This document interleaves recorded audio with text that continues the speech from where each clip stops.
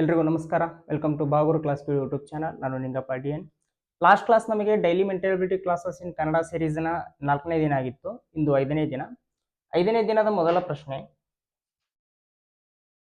ಒಂದು ಮೊತ್ತ ಚಕ್ರ ಬಡ್ಡಿಯಲ್ಲಿ 3 ವರ್ಷಗಳಲ್ಲಿ ರೂಪಾಯಿ 800 ಮತ್ತು 4 ವರ್ಷಗಳಲ್ಲಿ ರೂಪಾಯಿ 840 ಆಗಿರುತ್ತದೆ. ವರ್ಷಕ್ಕೆ ಚಕ್ರ ಬಡ್ಡಿಯ ದರ ಎಷ್ಟು ಅಂತ ಕೇಳಿದ್ದಾರೆ. ಸೊ ಚಕ್ರ ಬಡ್ಡಿಯ ಮೇಲಿನ ಪ್ರಶ್ನೆ ಇದಾಗಿದೆ. ಸರಳ ಬಡ್ಡಿಗೂ ಮತ್ತು ಚಕ್ರ ಬಡ್ಡಿಗೂ ಇರುವ ವ್ಯತ್ಯಾಸ ಏನಂತಂದ್ರೆ, ಸರಳ ಬಡ್ಡಿಯಲ್ಲಿ ಅಸಲಿನ ಮೇಲೆ ಮಾತ್ರ ಬಡ್ಡಿ ಇರುತ್ತೆ, ಬಟ್ ಚಕ್ರ ಬಡ್ಡಿಯಲ್ಲಿ ಹಾಗಲ್ಲ. ಅಸಲಿನ ಮೇಲೂ ಇರುತ್ತೆ, ಬಂದಿರೋ ಬಡ್ಡಿಯ ಮೇಲೂ ಬಡ್ಡಿ ಇರುತ್ತೆ. ಫಾರ್ ಎಕ್ಸಾಂಪಲ್, ಎ ಅನ್ನೋನು ಬಿಗೆ 100 ರೂಪಾಯಿ ಕೊಟ್ಟಿದ್ದಾನ. ಎಷ್ಟು ರೇಟ್ನಾಗ? 10% ರೇಟ್ ಆಫ್ ಇಂಟ್ರೆಸ್ಟ್ನಾಗ ಎ ಅನ್ನೋನು ಬಿಗೆ 100 ರೂಪಾಯಿ ಸಾಲ ಕೊಟ್ಟಿದ್ದಾನ.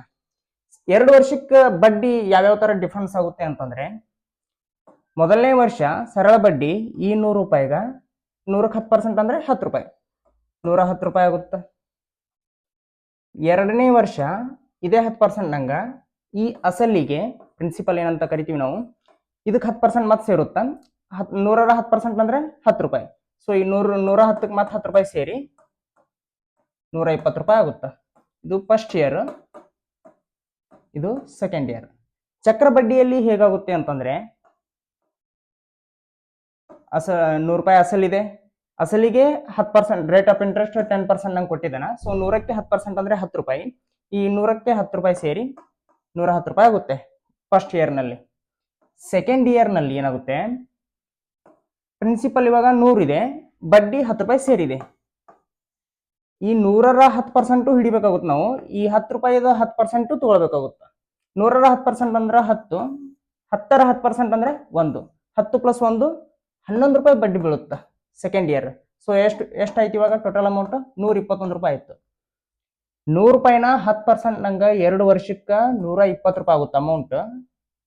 ಯಾವಾಗ? ಸರಳ ಬಡ್ಡಿಯಲ್ಲಿ. ಚಕ್ರ ಬಡ್ಡಿಯಲ್ಲಿ ಅದು 121 ರೂಪಾಯಿ ಆಗುತ್ತೆ. ಇದೆ ಸರಳ ಬಡ್ಡಿಗೂ ಮತ್ತು ಚಕ್ರ ಬಡ್ಡಿಗೂ ಇರೋ ಮೇಜರ್ ಡಿಫ್ರೆನ್ಸ್ ಇದೆ. ಬಟ್ ನಾವ್ ಇಲ್ಲಿ ಒಂದು ಅಬ್ಸರ್ವ್ ಮಾಡ್ಬೋದು, ಮೊದಲನೇ ವರ್ಷ ಸರಳ ಬಡ್ಡಿನೂ 10 ಇದೆ, ಚಕ್ರ ಬಡ್ಡಿನೂ 10 ಇದೆ. ಯಾಕಂತಂದ್ರೆ ಮೊದಲನೇ ವರ್ಷದಲ್ಲಿ ಇನ್ನೂ ಬಡ್ಡಿ ಬಂದಿರೋದಿಲ್ಲ. ಸೊ ಮೊದಲನೇ ವರ್ಷ ನಾವು ಬರೀ ಅಸಲಿನ ಮೇಲೆ ಮಾತ್ರ ಬಡ್ಡಿ ಹಾಕಿರ್ತೀವಿ. ಹೀಗಾಗಿ ಎರಡೂ ಬಡ್ಡಿಯಲ್ಲೂ ಕೂಡ ಅಸಲಿನ ಮೇಲೆ ಬರುವ ಮೊದಲನೇ ವರ್ಷದ ಬಡ್ಡಿ ಸಮ ಇರುತ್ತೆ. ಓಕೆ, ಇವಾಗ ಕ್ವಶನಿಗೆ ಬರೋಣ. ಯೂಶುವಲಿ ಎಲ್ಲರೂ ಹೇಳೋದೇನಂತಂದ್ರೆ, ಚಕ್ರ ಬಡ್ಡಿಗಿಂತ ಸರಳ ಬಡ್ಡಿ ಕಾನ್ಸೆಪ್ಟ್ ಈಸಿ, ಪ್ರಾಬ್ಲಮ್ಸ್ಗಳು ಆರಾಮಾಗಿ ಸಾಲ್ವ್ ಮಾಡ್ಬೋದು ಅಂತ ಹೇಳ್ತಾರೆ. ಅದು ನಿಜಾನೂ ಕೂಡ ಹೌದಾ. ಬಟ್ ಕೆಲವೊಂದು ಪ್ರಾಬ್ಲಮ್ಸ್ಗಳಲ್ಲಿ ಏನಾಗುತ್ತೆ ಅಂತಂದ್ರೆ, ಸರಳ ಬಡ್ಡಿಗಿಂತನೂ ಚಕ್ರ ಬಡ್ಡಿಯ ಮೇಲಿನ ಪ್ರಾಬ್ಲಮ್ಗಳು ಈಸಿ ಇರ್ತವೆ. ಅಂತ ಕ್ವಶನ್ಸ್ಗಳಲ್ಲಿ ಇದು ಕೂಡ ಒಂದು. ಈಗ ಇದೇ ಒಂದ್ ವೇಳೆ ಸರಳ ಬಡ್ಡಿಯಲ್ಲಿ ಕೇಳಿದ್ರೆ ನಾವ್ ಏನ್ ಮಾಡ್ಬೇಕಾಗ್ತಾ ಇತ್ತು? ಮೊದಲು ಅಸಲು ಕಂಡಿಡ್ಕೋಬೇಕಾಗ್ತಾ ಇತ್ತು. ಯಾಕೆ?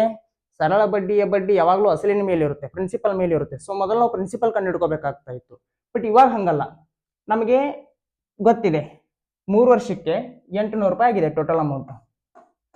4ನೇ ವರ್ಷ ಏನು ಬಡ್ಡಿ ಬರುತ್ತಲ್ಲ, ಅದು ಯಾವುದೇ ರೇಟ್ ಆಫ್ ಇಂಟ್ರೆಸ್ಟ್ ಇರಲಿ, ಆ ಬಡ್ಡಿ ಈ ಅಮೌಂಟ್ ಮೇಲೇನೆ ಆಗಿರುತ್ತೆ. ಬಿಕಾಸ್ ಚಕ್ರ ಬಡ್ಡಿಯಲ್ಲಿ ನಾ ಏನ್ ಹೇಳಿದೆ, ಅಸಲಿನ ಮೇಲೂ ಬಡ್ಡಿ ಬರುತ್ತೆ, ಇಂಟ್ರೆಸ್ಟ್ ಮೇಲೂ ಬಡ್ಡಿ ಇರುತ್ತೆ.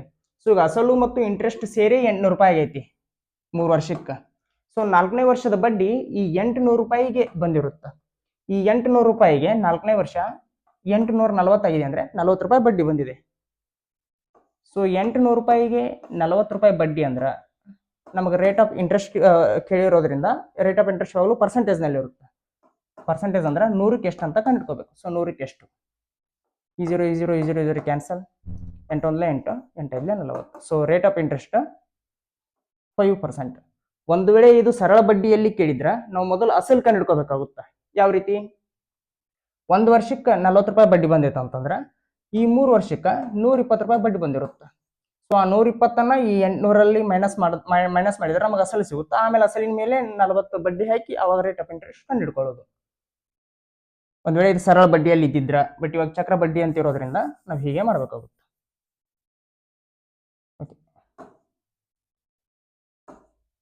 ನೆಕ್ಸ್ಟ್ ಕ್ವಶನ್, ಕಾಣೆಯಾದ ಸಂಖ್ಯೆಯನ್ನು ಕಂಡುಹಿಡಿಯಿರಿ ಅಂತ ಕೇಳಿದ್ದಾರೆ. ಓಕೆ, ಇವೆರಡರ ಬೇಸ್ನ ಆಧಾರದ ಮೇಲೆ ಇಲ್ಲಿ ಯಾವ ಸಂಖ್ಯೆ ಬರಬಹುದು ಅಂತ ನಾವು ಕಂಡುಹಿಡ್ಕೋಬೇಕು. ಇಲ್ಲಿ ಏನಾಗಿದೆ ಅಂತಂದ್ರೆ, ಇದನ್ನ ಮಲ್ಟಿಪ್ಲೈ ಮಾಡಿ ಅದಕ್ಕೆ ಇದನ್ನ ಆಡ್ ಮಾಡಿ ಬರುವ ಸಂಖ್ಯೆಯನ್ನ ಆಡ್ ಮಾಡಿದ್ದಾರೆ. ಅಂದ್ರೆ 6 ಇಂಟು 7 ಮಾಡಿದ್ದಾರೆ ಪ್ಲಸ್ 8 ಪ್ಲಸ್ 4 ಮಾಡಿದ್ದಾರೆ. ಇದರ ಪ್ರಾಡಕ್ಟು ಇದರ ಮೊತ್ತದ ಜೊತೆ ಆ್ಯಡ್ ಮಾಡಿದ್ದಾರೆ. 6 7 42, 42 ಪ್ಲಸ್ 8 4 12 ಎಷ್ಟಾಗುತ್ತೆ? 54 ಆಗುತ್ತೆ. ಸೊ 54 ಬಂದಿದೆ. ಇದನ್ನು ಕೂಡ ಅದೇ ರೀತಿ ಮಾಡಿದ್ದಾರೆ. 4 32, 32 ಪ್ಲಸ್ 19 ಬಿಕಾಸ್ 12 ಪ್ಲಸ್ 7 ಅಂದರೆ 19, 34 ಪ್ಲಸ್ 19 ಅಂದರೆ 51. ಸೊ ಈಗ ನಾವು ಕೂಡ ಅದನ್ನು ಹಾಗೆ ಮಾಡಬೇಕು. 5 ಇಂಟು 9 ಅಂದರೆ 45 ಪ್ಲಸ್ 9 ಪ್ಲಸ್ 14 ಅಂತಂದರೆ 23, 45 ಪ್ಲಸ್ 23 ಅಂದರೆ 68. So option D 68 is the right answer. Next question. 20% ರಿಯಾಯಿತಿಯಲ್ಲಿ ರಹೀಮ್ ಒಂದು ಟಿವಿಯನ್ನು ಕೊಂಡರು. ಒಂದು ವೇಳೆ 25% ರಿಯಾಯಿತಿಯಲ್ಲಿ ಅದನ್ನು ಕೊಂಡುಕೊಂಡಿದ್ದರೆ 500 ರೂಪಾಯಿ ಉಳಿಸಬಹುದಿತ್ತು. ಯಾವ ಬೆಲೆಗೆ ಅವನು ಟಿವಿಯನ್ನು ಕೊಂಡುಕೊಂಡಿದ್ದನು? ಓಕೆ, 20% ಡಿಸ್ಕೌಂಟ್ನಲ್ಲಿ ಒಬ್ಬ ರಹೀಮ್ ಅನ್ನೋ ವ್ಯಕ್ತಿ ಟಿವಿಯನ್ನು ಕೊಂಡ್ಕೊಂಡಿದ್ದಾನ. ಒಂದು ವೇಳೆ ಅವ 25% ಡಿಸ್ಕೌಂಟಿಂದ ಕೊಂಡ್ಕೊಂಡಿದ್ರೆ 500 ರೂಪಾಯಿ ಉಳಿತಿತ್ತು ಅಂತ ಅವಾಗ. ಹಾಗಾದರೆ ಟಿವಿನ ಯಾವ ಬೆಲೆ ಕೊಟ್ಟು ಅವ್ನು ಕೊಂಡ್ಕೊಂಡಿದ್ದಾನ ಅಂತ ನಮ್ಮ ಕ್ವಶನ್ ಇದೆ. 20% ಅಂದರೆ 100ಕ್ಕೆ 20 ಅಂತ. 100ಕ್ಕೆ 20% ಡಿಸ್ಕೌಂಟ್ ಕೊಟ್ರೆ 80 ಯೂನಿಟ್ ಕೊಟ್ಟು ಟಿವಿ ತೊಗೊಂಡಿದ್ದಾನೆ ಅಂತ ಅರ್ಥ. ಒಂದು ವೇಳೆ 25% ಡಿಸ್ಕೌಂಟ್ ಕೊಟ್ಟಿದ್ರೆ 500 ರೂಪಾಯಿ ಉಳಿಸ್ಬೋದಿತ್ತು ಅಂತ. ಸೊ 100ಕ್ಕೆ 25% ಡಿಸ್ಕೌಂಟ್ ಕೊಟ್ರೆ 75 ಕೊಟ್ಟಂಗಿತ್ತು. ಈಗ 80 ಕೊಟ್ಟಾನ, 75 ಕೊಟ್ಟಿದ್ರೆ 75 ಯೂನಿಟ್ ಕೊಟ್ಟಿದ್ರೆ 500 ರೂಪಾಯಿ ಉಳಿಸ್ಬೋದಿತ್ತು ಅಂತವ.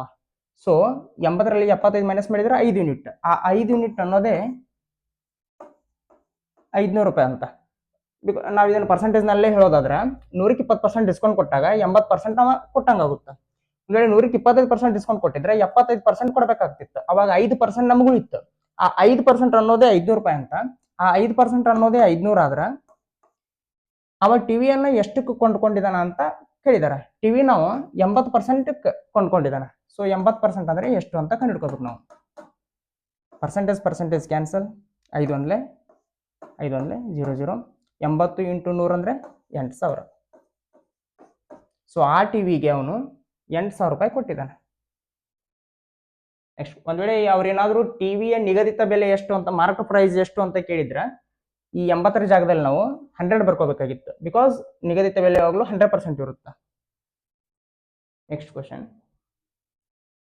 ಓಕೆ, ACFHKMPR ಲೆಟರ್ ಸೀರೀಸ್ ಮೇಲಿನ ಕ್ವಶನ್ ಇದು. ನೆಕ್ಸ್ಟ್ ಯಾವ ಪೇರ್ ಬರುತ್ತೆ ಅಂತ ನಮ್ಗೆ ಕೇಳಿದಾರೆ. ಇಲ್ಲಿ ಏನಾಗಿದೆ, ಎ ಅನ್ನೋದು ಇಂಗ್ಲಿಷ್ ಅಲ್ಫಾಬೆಟ್ನಲ್ಲಿ 3ನೇ ಲೆಟರ್, ಎಫ್ ಅನ್ನೋದು 6ನೇ ಲೆಟರ್, ಕೆ ಅನ್ನೋದು 11ನೇ ಲೆಟರ್, ಪಿ ಅನ್ನೋದು 16ನೇ ಲೆಟರ್. 3 ಜಾಸ್ತಿ ಆಗಿದೆ. ಎಫ್ ಆದ್ಮೇಲೆ 5 ಜಾಸ್ತಿ ಆಗಿದೆ. ಸಾರಿ, ಎ ಅನ್ನೋದು ಮೊದಲನೇ ಲೆಟರ್. ಸರಿ, ಎ ಅನ್ನೋದು ಮೊದಲನೇ ಲೆಟರ್.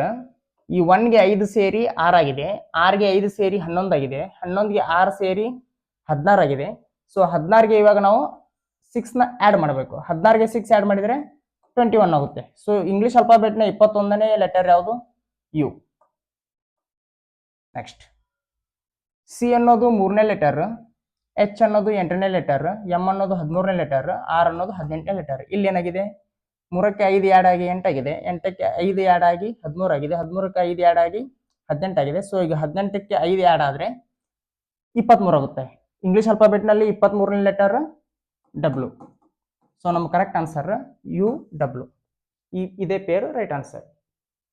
Next question. ಒಂದು ಸಂಖ್ಯೆ 25% ಮತ್ತೊಂದು ಸಂಖ್ಯೆ 20%ಗೆ ಸಮಾನವಾಗಿರುತ್ತದೆ. ಎರಡೂ ಸಂಖ್ಯೆಗಳ ನಡುವಿನ ಅನುಪಾತವನ್ನು ಕಂಡುಹಿಡಿಯಿರಿ ಅಂತ ಕೇಳಿದೆ. ಸಿಂಪಲ್ ಇದೆ.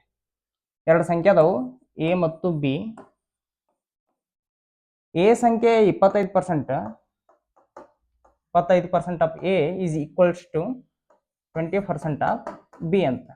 ಸೊ ಎ ಮತ್ತು ಬಿ ನಡುವಿನ ಅನುಪಾತವನ್ನು ಕಂಡುಹಿಡಿಯಿರಿ ಅಂತ ಕೇಳಿದ್ದಾರೆ. Percentage cancel. 5 5 25, 5 4 20. ಬಿ ಈ ಕಡೆ ಬಂದರೆ ಎಗೆ ಡಿವೈಡ್ ಆಗುತ್ತಾ, 5 ಈ ಕಡೆ ಬಂದರೆ 4ಗೆ ಡಿವೈಡ್ ಆಗುತ್ತೆ. ಸೊ ನಮ್ಗೆ ಆನ್ಸರ್ ಏನು ಬಂತು? 4:5. Option A 4:5 is the right answer. Next question. 10 ವಿದ್ಯಾರ್ಥಿಗಳ ಗುಂಪು ಸಾಲಾಗಿ ಅವರ ವಯಸ್ಸಿಗೆ ಅನುಗುಣವಾಗಿ ಕುಳಿತಿದ್ದಾರೆ. ರೋಹನ್ ಮೊದಲಿನಿಂದ 6ನೇ ಮತ್ತು ಆತನ ಗೆಳೆಯ ಶರಣ್ ಕೊನೆಯಿಂದ 9ನೇ ಸ್ಥಾನದಲ್ಲಿ ಕುಳಿತಿದ್ದಾರೆ. ಅವರಿಬ್ಬರ ಮಧ್ಯೆ ಎಷ್ಟು ವಿದ್ಯಾರ್ಥಿಗಳು ಕುಳಿತಿದ್ದಾರೆ ಅಂತ ನಮ್ಮ ಕ್ವಶನ್ ಐತಿ. ಓಕೆ, 10 ವಿದ್ಯಾರ್ಥಿಗಳ ಸಾಲಿದೆ. 1 2 3 4 5 6 7 8 9 10. ಈ 10 ವಿದ್ಯಾರ್ಥಿಗಳು ಕುಳಿತಿದ್ದಾರ ಅವರ ವಯಸ್ಸಿಗೆ ಅನುಗುಣವಾಗಿ. ರೋಹನ್ ಮೊದಲಿನಿಂದ 6ನೇ ಸ್ಥಾನ ಅಂತ. ರೋಹನ್ ಮೊದಲಿನಿಂದ 6ನೇ ಸ್ಥಾನ ಅಂತ. 1 2 3 4 5 6. ಇಲ್ಲಿ ರೋಹನ್ ಕುಂತಿದ್ದಾನ. ಶರಣ್ ಕೊನೆಯಿಂದ 9ನೇ ಸ್ಥಾನದಲ್ಲಿ ಅಂತ. ಕೊನೆಯಿಂದ 9ನೇ ಸ್ಥಾನ. 1 2 3 4 5 6 7 8 9. ಇಲ್ಲಿ ಶರಣ್ ಕುಂತಿದ್ದಾನ. ಅವರಿಬ್ಬರ ಮಧ್ಯೆ ಎಷ್ಟು ವಿದ್ಯಾರ್ಥಿಗಳು ಕುಳಿತಿದ್ದಾರೆ ಅಂತ ಕೇಳಿದಾರೆ. ಅವರಿಬ್ಬರ ಮಧ್ಯೆ 1 2 3 3 ವಿದ್ಯಾರ್ಥಿಗಳು ಕುಳಿತಿದ್ದಾರೆ. So option D 3 is the right answer. Next question. Gopal ತನ್ನ ಆದಾಯದ 30% ಅನ್ನ ಗ್ರಾಸರಿ ಮತ್ತು 40% ಉಳಿದ ಹಣವನ್ನು ಪ್ರಯಾಣಕ್ಕಾಗಿ ಖರ್ಚು ಮಾಡುತ್ತಾರೆ. ಇದರ ನಂತರ ಅವರು ಉಳಿದ ಆದಾಯದ 25% ಶಿಕ್ಷಣಕ್ಕಾಗಿ ಖರ್ಚು ಮಾಡುತ್ತಾರೆ. ಅವನ ವಾರ್ಷಿಕ ಆದಾಯ 2 ಲಕ್ಷ ಆಗಿದ್ದರೆ ಅವನ ವಾರ್ಷಿಕ ಉಳಿತಾಯವನ್ನು ಕಂಡುಹಿಡಿಯಿರಿ ಅಂತ ನಮ್ಮ ಕ್ವಶನ್ ಐತಿ. ಗೋಪಾಲ್ ತನ್ನ ಆದಾಯದ 30%ನ ಗ್ರಾಸರಿ ಖರ್ಚು ಮಾಡ್ತಾ ಇದ್ದಾನ. ಉಳಿದಿರೋದರಲ್ಲಿ 40%ನ ಯಾವುದಕ್ಕೆ ಪ್ರಯಾಣಕ್ಕಾಗಿ ಖರ್ಚು ಮಾಡ್ತಾ ಇದ್ದಾರ. ಉಳಿದಿರೋದರಲ್ಲಿ 25%ನ ಶಿಕ್ಷಣಕ್ಕಾಗಿ ಖರ್ಚು ಮಾಡ್ತಾ ಇದ್ದಾರ. ಒಟ್ಟಾರೆಯಾಗಿ ಅವ್ರಿಗೆ ವರ್ಷದಲ್ಲಿ ಉಳಿಸುವ ಆದಾಯ ಎಷ್ಟು ಅಂತ ನಮ್ಮ ಕ್ವಶನ್ ಐತಿ. ಒಟ್ಟಾರೆಯಾಗಿ 2 ಲಕ್ಷ ಇನ್ಕಮ್ ಐತಿ. ಈ ಇನ್ಕಮ್ ನಲ್ಲಿ 30% ಗ್ರಾಸರಿ ಖರ್ಚು ಮಾಡ್ತಾ ಇದ್ದಾರೆ ಅಂತಂದ್ರೆ 100ಕ್ಕೆ 30 ಖರ್ಚು ಮಾಡ್ತಾ ಇದ್ದಾರೆ ಅಂತ. 100ಕ್ಕೆ 30 ಖರ್ಚು ಮಾಡಿದ್ರೆ ಉಳಿಯೋದು 70. ಎಷ್ಟಕ್ಕೆ? 100ಕ್ಕೆ. ಈಗ ಉಳಿದಿರೋ ಹಣದಲ್ಲಿ ಪ್ರಯಾಣಕ್ಕಾಗಿ 40% ಖರ್ಚು ಮಾಡ್ತಾ ಇದ್ದಾರಂತ. ಎಷ್ಟಕ್ಕೆ? 100ಕ್ಕೆ 40 ಖರ್ಚು ಮಾಡ್ತಾ ಇದ್ದಾರಂತ. 100ಕ್ಕೆ 40 ಖರ್ಚು ಮಾಡಿದ್ರೆ ಉಳಿಯೋದು 100ಕ್ಕೆ 60 ಉಳಿತದ. ಆಮೇಲೆ ಶಿಕ್ಷಣಕ್ಕಾಗಿ 25% ಖರ್ಚು ಮಾಡ್ತಾ ಇದ್ದಾರಂತ. ಎಷ್ಟಕ್ಕೆ? 100ಕ್ಕೆ. 100ಕ್ಕೆ 25 ಖರ್ಚು ಮಾಡಿದ್ರೆ ಉಳಿಯೋದು 75 100ಕ್ಕೆ. ಸೊ ಇದನ್ನು ನಾವು ಕ್ಯಾಲ್ಕುಲೇಟ್ ಮಾಡಿಬಿಟ್ರೆ ನಮ್ಗೆ ಆನ್ಸರ್ ಸಿಗುತ್ತೆ. ಈ 5 0, ಈ 5 0 ಕ್ಯಾನ್ಸಲ್, ಈ 0 cancel. 7 2 14, 4 84, 840, 840 × 75. 0 0 70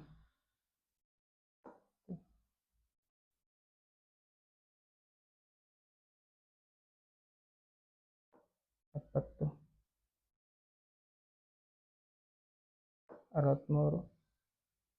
63. So 63,000 is the right answer. ನೀವು ಮಲ್ಟಿಪ್ಲೈ, ಇದು ವೇದಿಕ್ ಮ್ಯಾಥ್ಸ್ ಪ್ರಕಾರ ನಾನು ಮಲ್ಟಿಪ್ಲೈ ಮಾಡಿದೆ. ನೀವು ಮಾಡಿ ನೋಡಿಬೇಕಿದ್ರೆ 63,000 ಬರುತ್ತೆ. Next question. ಸೊ ಅವ್ನು ಉಳಿಸೋದು ಎಷ್ಟು ಅಂತ ಹೇಳಿಲ್ಲ. ಸೊ ಎಲ್ಲಾ ಖರ್ಚಿನ ನಂತರ ಇಯರ್ ಎಂಡ್ ಅಲ್ಲಿ ಅವನು 2 ಲಕ್ಷದಲ್ಲಿ 63,000 ಉಳಿಸ್ತಾನೆ. Next question. ಕೆಳಗಿನ ಸಮೀಕರಣವು ಸಮತೋಲನವಾಗಿರಬೇಕಾದರೆ ಈ ಕೆಳಗಿನ ಯಾವ ಆಯ್ಕೆಗಳ ಚಿಹ್ನೆಗಳನ್ನು ಬಳಸಲಾಗುತ್ತದೆ? ಓಕೆ, ಇದು ಒಂದು ಇಕ್ವೇಶನ್ ಆಗಿ ನಾವು ಫಾರ್ಮ್ ಮಾಡ್ಬೇಕು. ಇದು 0 ಬರ್ಬೇಕು. ಈ 0 ಬರ್ಬೇಕಂದ್ರೆ ಈ ಗ್ಯಾಪ್ ಇದ್ದಲ್ಲೇ ನಾವು ಯಾವ ಸಿಂಬಲ್ಸ್ ಗಳನ್ನ ಹಾಕ್ಬೇಕು ಅಂತ ನಮ್ಮ ಕ್ವಶನ್ ಕೇಳಿದಾರೆ. ಸೊ ಇದನ್ನ ಆಪ್ಷನ್ ಮೆಥಡ್ ಇಂದನೇ ಮಾಡ್ಬೇಕಾಗುತ್ತೆ. ಒಂದೊಂದಾಗಿ ನೋಡ್ಕೊಂತ ಹೋಗೋಣ. ಮೊದಲನೇದಾಗಿ ಪ್ಲಸ್ ಇದೆ, ನಂತರ ಮತ್ತೆ ಪ್ಲಸ್ ಇದೆ, ನಂತರ ಮತ್ತೆ ಮೈನಸ್ ಇದೆ. ಸೊ ಇದು 0 ಬರುತ್ತಾ ನೋಡೋಣ. 24 + 6 ಅಂದ್ರೆ 30, 30 + 12 ಅಂದ್ರೆ 42, 42ರಲ್ಲಿ 16 ಹೋದ್ರೆ 0 ಬರ್ಲಿಕ್ಕೆ ಸಾಧ್ಯ ಇಲ್ಲ. ಸೊ ಮೊದಲನೇ ಆಪ್ಷನ್ ನಮ್ಗೆ ಆನ್ಸರ್ ಆಗಲ್ಲ. ನೆಕ್ಸ್ಟ್ ಆಪ್ಷನ್ ಬಿ ನೋಡೋಣ. ಮೈನಸ್ ಇದೆ, ಮೈನಸ್ ಇದೆ, ಮೈನಸ್ ಇದೆ. 12 16 28, ಇದು ನೆಗೆಟಿವ್ ಇದೆ, ಇದೊಂದೇ ಪ್ಲಸ್ ಇರೋದು. ಸೊ ಇದು 0 ಆಗ್ಲಿಕ್ಕೆ ಸಾಧ್ಯ ಇಲ್ಲ. ಬಿ ಆಪ್ಷನ್ ಕೂಡ ಸರಿಯಾದ ಉತ್ತರ ಅಲ್ಲ. ಇನ್ನು ಮೂರನೇ ಆಪ್ಷನ್ ನೋಡೋದಾದ್ರೆ ಮೈನಸ್ ಇದೆ, ಪ್ಲಸ್ ಇದೆ, ಮತ್ತು ಮೈನಸ್ ಇದೆ. 6 16 22, 2 ಪ್ಲಸ್ ಇರೋದ್ರಿಂದ ಇವು 22ಗಿಂತ ದೊಡ್ಡ ಅದು. ಇದು 0 ಆಗ್ಲಿಕ್ಕೆ ಸಾಧ್ಯ ಇಲ್ಲ. ಸೊ ಆಪ್ಷನ್ ಸಿನೂ ಅಲ್ಲ. ಆಪ್ಷನ್ ಡಿ ನೋಡೋದಾದ್ರೆ ಆಪ್ಷನ್ ಡಿ ಅಂತೂ ಆಗೋದಿಲ್ಲ, 3 ಪ್ಲಸ್ ಇರೋದ್ರಿಂದ ಆಗಲ್ಲ.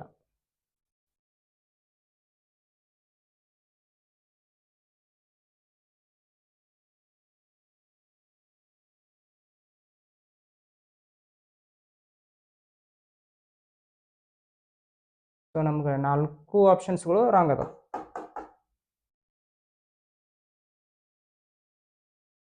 ಮಾರಾಟದ ಬೆಲೆಯಲ್ಲಿ 20% ನಷ್ಟವು ವೆಚ್ಚದ ಬೆಲೆಯಲ್ಲಿ ಎಷ್ಟು ಶೇಕಡ ನಷ್ಟವಾಗಿದೆ? ಓಕೆ, ಸೆಲ್ಲಿಂಗ್ ಪ್ರೈಸ್ ನಲ್ಲಿ 20% ನಷ್ಟ ಆಗಿದೆ ಅಂತ.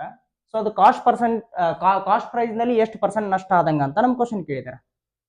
ಸೆಲ್ಲಿಂಗ್ ಪ್ರೈಸ್ ನಲ್ಲಿ 20% ನಷ್ಟ ಅಂತಂದ್ರ 100 ರೂಪಾಯಿ ಸೆಲ್ ಮಾಡಿದಾನಂದ್ರ 100 ರೂಪಾಯಿಗೆ ಮಾರಿದಾನ ಅಂತಂದ್ರ ಅಲ್ಲಿ 20 ರೂಪಾಯಿ ನಷ್ಟ ಆಗಿದೆ ಅಂತ ಅರ್ಥ. ಯಾವತ್ತಿಗೂ ನೆನ್ಪಿಡಿ, ಒಂದ್ ವೇಳೆ ಸೆಲ್ಲಿಂಗ್ ಪ್ರೈಸ್ ಏನಾಗಿರುತ್ತೆ ಅಂತಂದ್ರೆ ಲಾಭ ಆಗಿದ್ರ, ಸರಿ, ಕಾಸ್ಟ್ ಪ್ರೈಸ್ ಏನಾಗಿರುತ್ತೆ ಅಂತಂದ್ರೆ ಕಾಸ್ಟ್ ಪ್ರೈಸ್ ಅನ್ನೋದು ಲಾಭ ಆಗಿದ್ರ ಸೆಲ್ಲಿಂಗ್ ಪ್ರೈಸ್ ಮೈನಸ್ ಪ್ರಾಫಿಟ್ ಆಗಿರುತ್ತೆ. ಎಷ್ಟು ಹೆಚ್ಚಿಗೆ ಲಾಭ ಆಗಿರುತ್ತೋ ಸೆಲ್ ಮಾಡಿದಾಗ ಅದನ್ನ ಮೈನಸ್ ಮಾಡಿಬಿಟ್ರೆ ನಮಗೆ ವೆಚ್ಚದ ಬೆಲೆ ಸಿಕ್ಬಿಡುತ್ತೆ. ಒಂದ್ ವೇಳೆ ಲಾಸ್ ಆಗಿದ್ರೆ ಏನಾಗಿರುತ್ತೆ, ಸೆಲ್ಲಿಂಗ್ ಪ್ರೈಸ್ ಪ್ಲಸ್ ಲಾಸ್ ಆಗಿರುತ್ತೆ. ಮಾರಿದಾಗ ಅವನಿಗೆ ಲಾಸ್ ಆಗಿದ್ರೆ ಎಷ್ಟು ಮಾರಿರ್ತಾನೋ ಅಷ್ಟಕ್ಕೆ ಲಾಸ್ ನ ಆಡ್ ಮಾಡಿಬಿಟ್ರೆ ನಮ್ಗೆ ವೆಚ್ಚದ ಬೆಲೆ ಸಿಕ್ಬಿಡುತ್ತೆ. ಇವಾಗ ಏನಾಗಿದೆ, ಮಾರಾಟದ ಬೆಲೆಯಲ್ಲಿ 20% ನಷ್ಟ ಆಗಿದೆ ಅಂತ. 100 ರೂಪಾಯಿಗೆ ಮಾರಿದಾನ ಅಂತಂದ್ರ 20 ರೂಪಾಯಿ ನಷ್ಟ ಆಗಿದೆ ಅಂತ. ಸೊ ಕಾಸ್ಟ್ ಪ್ರೈಸ್ ಎಷ್ಟಾಯ್ತು ಅವಂಗೆ? 100 + 20 120 ಆಯ್ತು.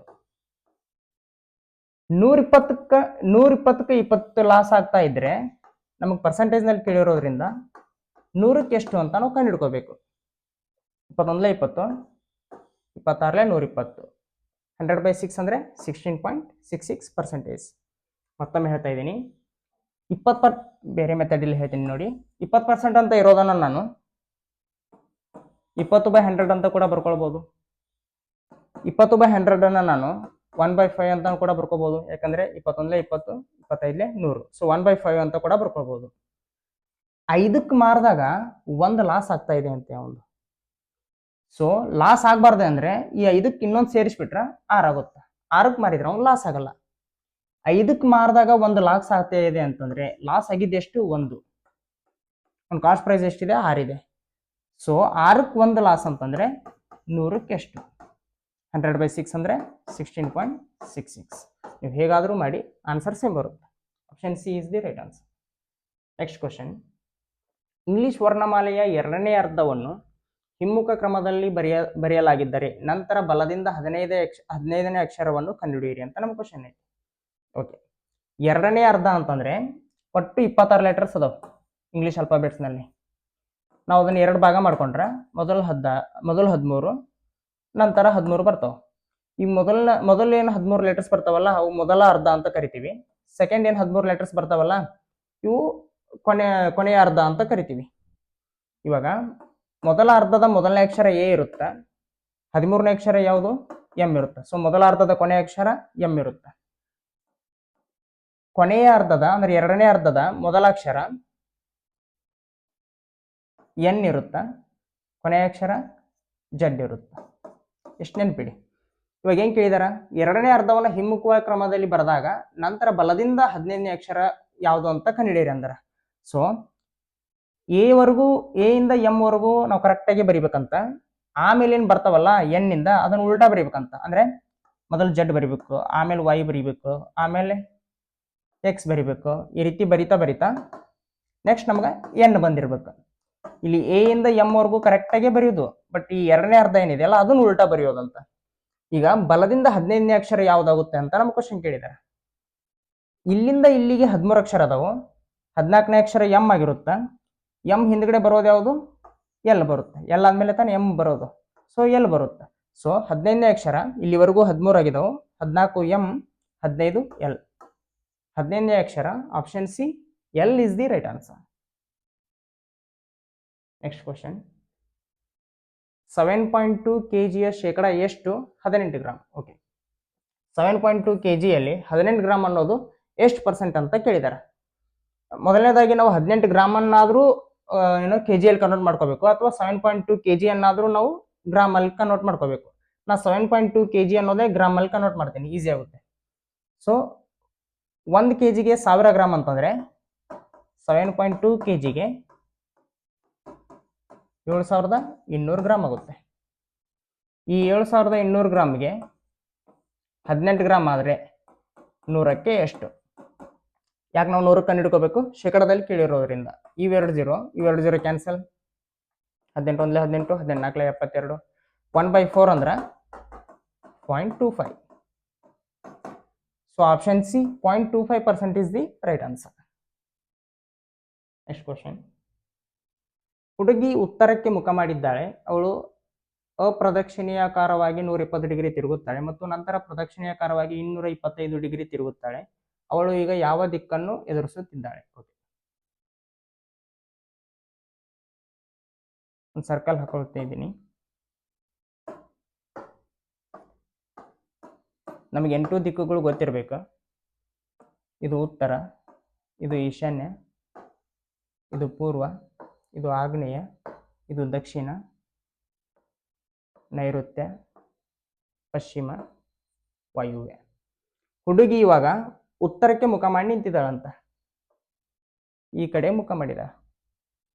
ಅಪ್ರದಕ್ಷಿಣಾಕಾರವಾಗಿ 120 ಡಿಗ್ರಿ ತಿರುಗ್ತಾಳಂತ. ಅಪ್ರದಕ್ಷಿಣಾಕಾರ ಅಂದ್ರೆ ಆಂಟಿ ಕ್ಲಾಕ್ ವೈಸ್. ಕ್ಲಾಕ್ ಯಾವ ಕಡೆ ತಿರುಗುತ್ತೋ, ಕ್ಲಾಕ್ ನಲ್ಲಿರೋ ಮುಳುಗಳು ಯಾವ ಕಡೆ ತಿರುಗ್ತಾವೋ ಅದ್ರ ಉಲ್ಟಾ ತಿರುಗೋದೇ ಅಪ್ರದಕ್ಷಿಣಾಕಾರ. ಅದನ್ನೇ ಆಂಟಿ ಕ್ಲಾಕ್ ವೈಸ್ ಅಂತ ಕರಿತೀವಿ. ಸೊ ಹೀಗೆ ಅವಳು 180 ಡಿಗ್ರಿ ತಿರುಗ್ತಾಳಂತ. 180 ಡಿಗ್ರಿ ಆಗೋದು ಯಾವಾಗ? ಸ್ಟ್ರೈಟ್ ಲೈನ್ ಫಾರ್ಮ್ ಆದಾಗ. ನಾವು ಲೈನ್ಸ್ಗಳು ಯಾವಾಗಲೂ 180 ಡಿಗ್ರಿಯಲ್ಲಿ ಇರ್ತಾವ ಅಂತ ಹೇಳ್ತೀವಲ್ಲ, ಆ ರೀತಿ. ಸೊ ನಾನು ಈಗ ಇಲ್ಲಿ ಹಿಂಗ್ ನಿಂತವ ಡೈರೆಕ್ಟ್ ಹಿಂಗ್ ಹೊಳೀನಿ ಅಂದ್ರೆ 180 ಡಿಗ್ರಿ ಇದು ಮಾಡೀನಿ. ಜಸ್ಟ್ ನಾನು ರೈಟ್ ಸೈಡ್ ಹೊಳೀನಿ ಅಂದ್ರೆ 90 ಡಿಗ್ರಿ ಫಾರ್ಮ್ ಮಾಡೀನಿ. ಈ 90 ಡಿಗ್ರಿಯಿಂದ ಇನ್ನೊಂದು 90 ಡಿಗ್ರಿ ಆದ್ರೆ ಸ್ಟ್ರೈಟ್ ಲೈನ್ ಬರುತ್ತೆ. ಸೊ 180 ಡಿಗ್ರಿ ಅಂದ್ರೆ ಅಪೋಸಿಟ್ ಡೈರೆಕ್ಷನ್ ಅಲ್ಲಿ. ಸೊ 180 ಡಿಗ್ರಿ ತಿರುಗಿದಾಗ ಅವಳು ಈಗ ದಕ್ಷಿಣ ದಿಕ್ಕಿಗೆ ನೋಡ್ತಾ ಇದ್ದಾಳ. ಸೊ ಮೊದಲು ಉತ್ತರ ದಿಕ್ಕಿನ ಕಡೆ ಮುಖ ಮಾಡಿದ್ಲ, ಇವಾಗ 180 ಡಿಗ್ರಿ ತಿರುಗಿರೋದ್ರಿಂದ ದಕ್ಷಿಣದ ಕಡೆ ಮುಖ ಮಾಡ್ತಿದ್ದಾಳ. ನೆಕ್ಸ್ಟ್ ಏನ್ ಮಾಡ್ತಾಳ? ನಂತರ ಪ್ರದಕ್ಷಿಣಾಕಾರವಾಗಿ 225 ಡಿಗ್ರಿ ತಿರುಗ್ತಾಳ ಅಂತ. ಸೊ ಇವಾಗ ಕ್ಲಾಕ್ ವೈಸ್ ನಲ್ಲಿ 225 ಡಿಗ್ರಿ ತಿರುಗ್ತಾಳ. ಈಗ ವಾಪಸ್ ಅಪೋಸಿಟ್ ಡೈರೆಕ್ಷನ್ ಅಲ್ಲಿ ಅವಳು ಏನಾದರೂ ತಿರುಗಿದ್ರೆ 180 ಡಿಗ್ರಿ ಆಯಿತು. ಸೊ 225 ಡಿಗ್ರಿಯಲ್ಲಿ 180 ಡಿಗ್ರಿ ಮೈನಸ್ ಮಾಡಿಬಿಡ್ತೀನಿ. ಉಳಿಯೋದೆಷ್ಟು? 45 ಡಿಗ್ರಿ. ಈಗ ವಾಪಸ್ ಉತ್ತರದ ಕಡೆ ಮುಖ ಮಾಡಿದ್ರೆ 180 ಡಿಗ್ರಿ ತಿರುಗದಂಗ ಇನ್ನು ಉಳಿದಿದ್ದೆ 45 ಡಿಗ್ರಿ ಮಾತ್ರ. ಪೂರ್ವದ ಕಡೆ ಈಗ ಉತ್ತರದಿಂದ ಅವಳು ಏನಾದರೂ ಪೂರ್ವದ ಕಡೆ ತಿರುಗಿದ್ರೆ 90 ಡಿಗ್ರಿ ತಿರುಗದಂಗಾಗುತ್ತೆ. ನಮಗೆ 90 ಡಿಗ್ರಿ ಅರ್ಧ ಬೇಕು ಇವಾಗ, ಬಿಕಾಸ್ 45 ಡಿಗ್ರಿ ಐತಿ. ಸೊ 90 ಡಿಗ್ರಿ ಅರ್ಧ ಅಂದ್ರೆ ಈ ಡೈರೆಕ್ಷನ್ ಬರುತ್ತೆ. ಇವಾಗ ಅವಳು ಈಶಾನ್ಯ ದಿಕ್ಕನ್ನ ಎದುರಿಸ್ತಿದ್ದಾಳ. Option C is the right answer. ಮತ್ತೊಮ್ಮೆ ಹೇಳ್ತೀನಿ, 225 ಡಿಗ್ರಿ ತಿರುಗಿದಾಗ ದಕ್ಷಿಣದ ಕಡೆ ಏನು ಮುಖ ಮಾಡಿರ್ತಾಳಲ್ಲ ಅವಳು 180 ಡಿಗ್ರಿ ತಿರುಗಿದ ಮೇಲೆ, ಹಳ್ಳಿ ಉತ್ತರದ ಕಡೆ ಮುಖ ಮಾಡಿದ್ರ ಮತ್ತೆ 180 ಡಿಗ್ರಿ ತಿರುಗದಂಗ ಅವಳು ಕ್ಲಾಕ್ ವೈಸ್ 180 ಡಿಗ್ರಿ ತಿರುಗಿಲ್ಲ. ಈ ನಮಗೆ ಒಟ್ಟಾರೆಯಾಗಿ 225 ಬೇಕು. 225 180 ಮೈನಸ್ ಮಾಡಿದ್ರೆ ಉಳಿಯೋದು 45 ಡಿಗ್ರಿ. ಈಗ ಒಂದ್ ವೇಳೆ ಪೂರ್ವದ ಕಡೆ ತಿರುಗಿದ್ರೆ 90 ಡಿಗ್ರಿ ಆಗುತ್ತೆ. ಸೊ ಪೂರ್ವ ಮತ್ತು ಉತ್ತರದ ಮಧ್ಯದಲ್ಲಿ ತಿರುಗಬೇಕು. ಇವಾಗ ಅವಳು ಪೂರ್ವ ಮತ್ತು ಉತ್ತರದ ಮಧ್ಯದಲ್ಲಿ ಬರೋದು ಈಶಾನ್ಯ. ಸೊ ಈಗ ಅವಳು ಈಶಾನ್ಯದ ದಿಕ್ಕಿನ ಕಡೆ ಮುಖ ಮಾಡಿದಾಳೆ, ನಾರ್ತ್ ಈಸ್ಟ್ ಅಂತ ಕರಿತೀವಿ. ಸೊ ಇದಿಷ್ಟು ಇವತ್ತಿನ ಕ್ಲಾಸ್ ಆಗಿತ್ತು. ಕ್ಲಾಸ್ ಇಷ್ಟ ಆದರೆ ಲೈಕ್ ಮಾಡಿ, ಶೇರ್ ಮಾಡಿ, ಕಮೆಂಟ್ ಮಾಡಿ. ಇದೇ ರೀತಿ ನಿರಂತರ ಕ್ಲಾಸ್ಗಳಿಗಾಗಿ ಚಾನಲ್ಗೆ ಸಬ್ಸ್ಕ್ರೈಬ್ ಆಗಿ.